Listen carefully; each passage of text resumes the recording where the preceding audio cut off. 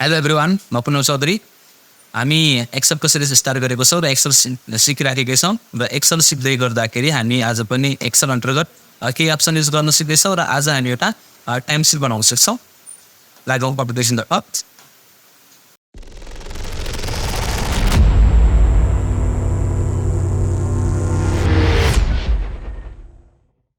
Okay, पहिला म Excel खोलिहाल्छु।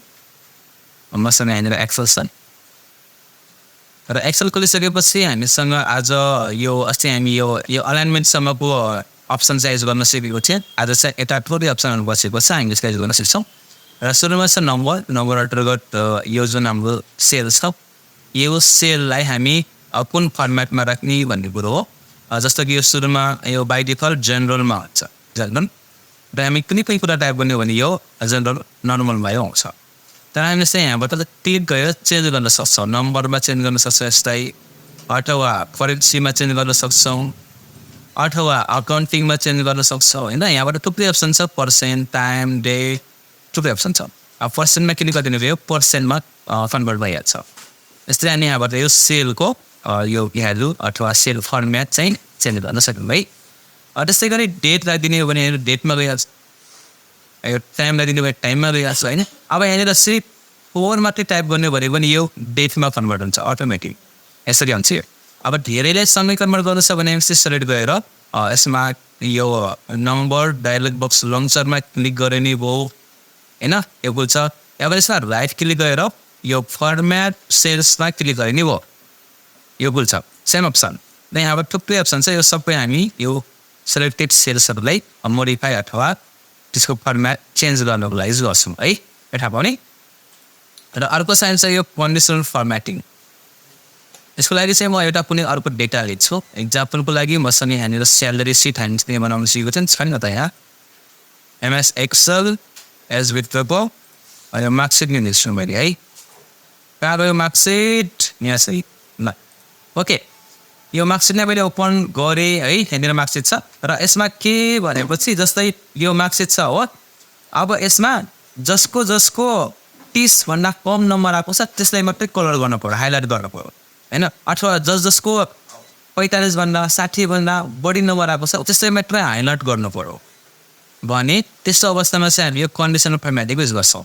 ल इक्जाम्पलको लागि हामी चाहिँ सेलेक्ट गर्छौँ यसरी, म पुरैलाई सेलेक्ट गरेँ जहाँ हाइलाइट गर्नु परेछ होइन। अनि म गएँ कन्डिसनल फर्मेटिङभित्र, यहाँनिर थुप्रै अप्सन चाहिँ आइरहेछ। गएँ हाइलाइट सेल रुल्स सुरुमा यहाँनिर, र म लिएँ यहाँबाट लेस देन भनेको कम, लेस देन कति भन्दा त यहाँनिर राख्नुपर्छ भन्ने।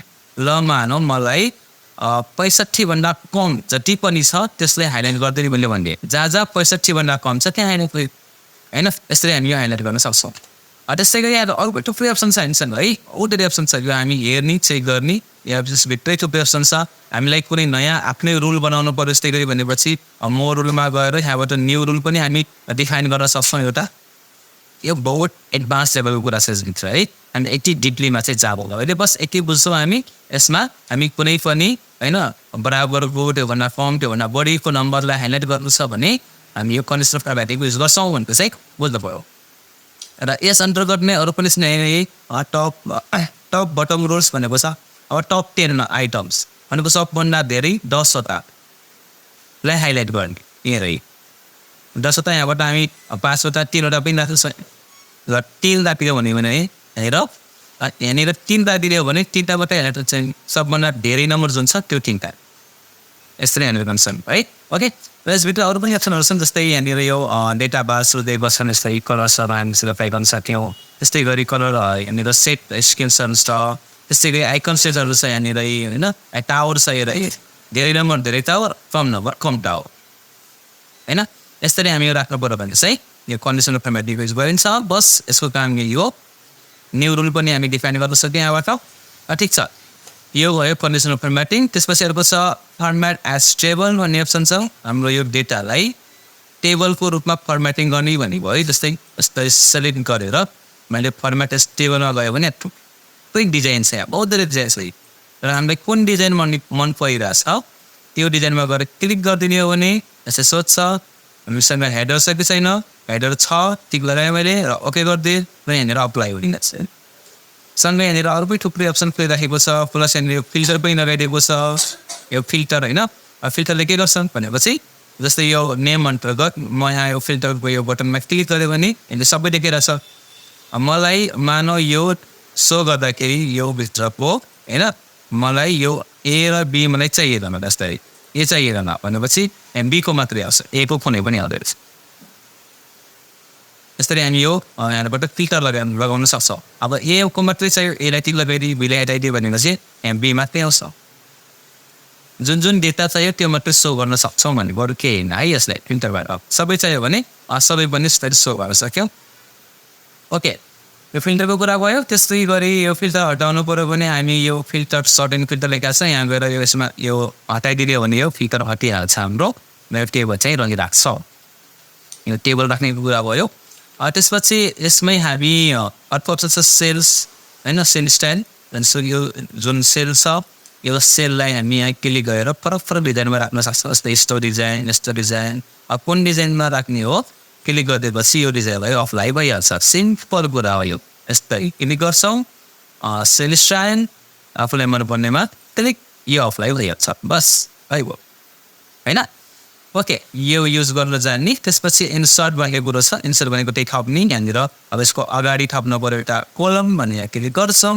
र यहाँबाट इन्सर्ट गरिने हुन्छ कोलम अथवा सेट अथवा सेल्स यो इन्सर्ट भइहाल्छ यहाँ कन्ट्रोल प्लस बटन दबाइने कन्ट्रोल माइनसले डिलिट पनि हुन्छ यता थप्नु पऱ्यो भने पनि यसरी होइन यहाँबाट थप्ने भयो अथवा यहाँ कन्ट्रोल प्लस गर्ने भयो कन्ट्रोल माइनस गरेर डिलिट पनि हुन्छ प्लसले थपिन्छ डिलिटले के अरे माइनसले डिलिट हुन्छ बुझौँ र अर्को छ यहाँनिर डिलिट यही हो delete and insert and delete control minus delete control plus insert यो दुइटा अप्सन है अनि बस यहाँनिर फर्मेट होइन यो सेल जुन छ हाम्रो यो सेलहरू अथवा कोलमको यो विथ हाइटहरू सेलको होइन यसलाई हामी यहाँबाट भडबड गर्न सक्छौँ यहाँबाट हाइट एन्ड विथ राखेर अब यहाँबाट राख्ने झन्झट लाग्छ भने अनि यहाँबाट सिफ्ट यसरी तानेर यसरी हामी एडजस्ट गर्न सक्छौँ त्यो एडजस्टको लागि चाहिँ यहाँनिर दिएको छ अप्सन हामीसँग अब हाइट कम गर्नु छ भने 27 छ नभए यसलाई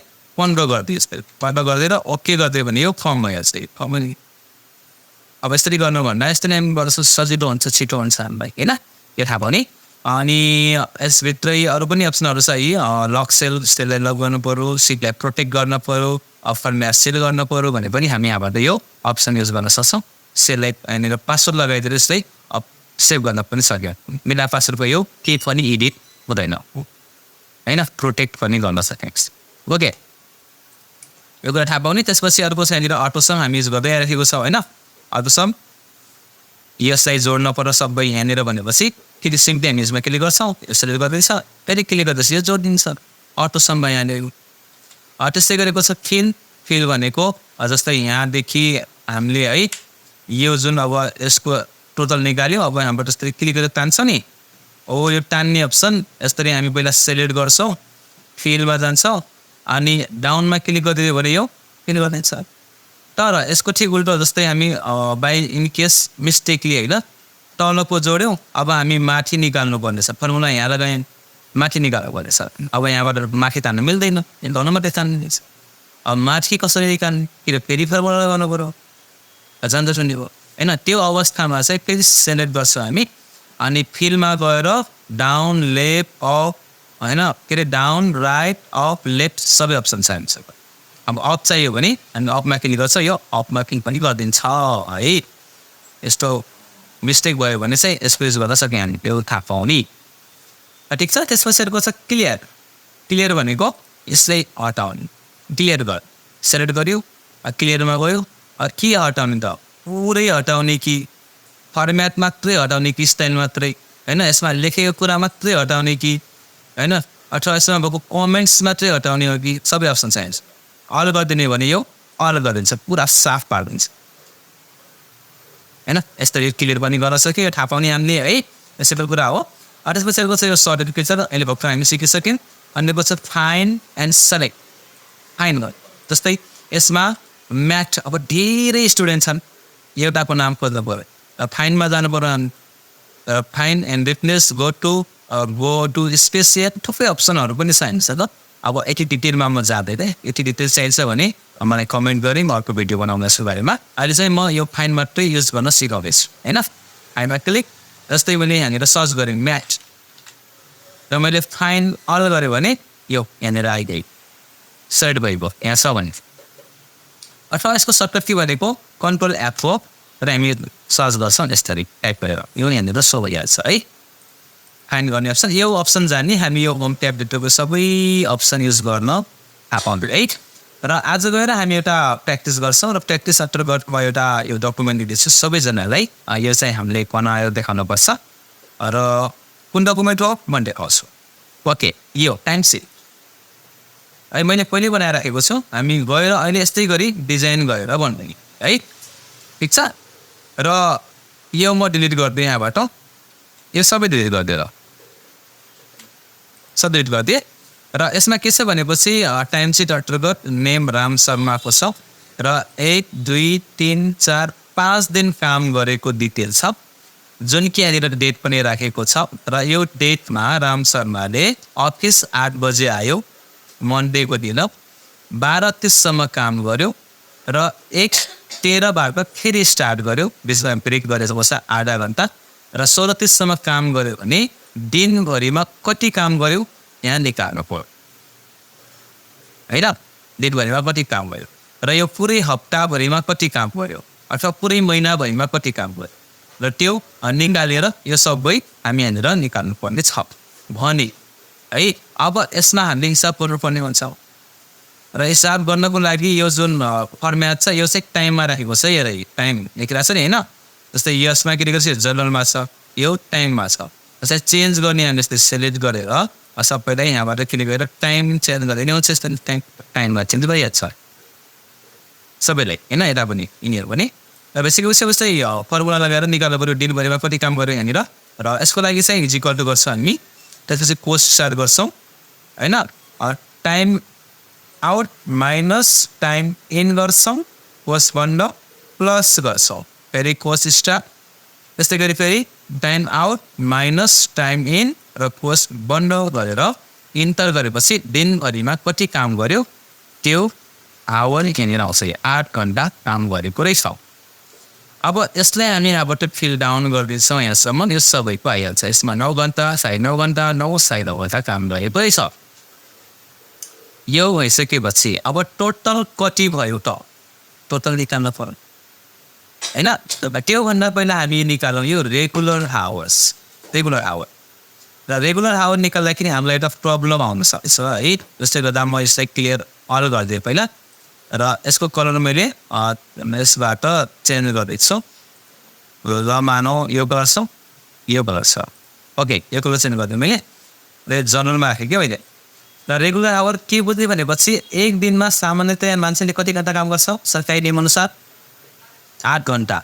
एक दिनमा 8 घन्टा काम गर्छ भने यो 5 दिनमा कति घन्टा हुने भयो 8 पंचे 40 घन्टा।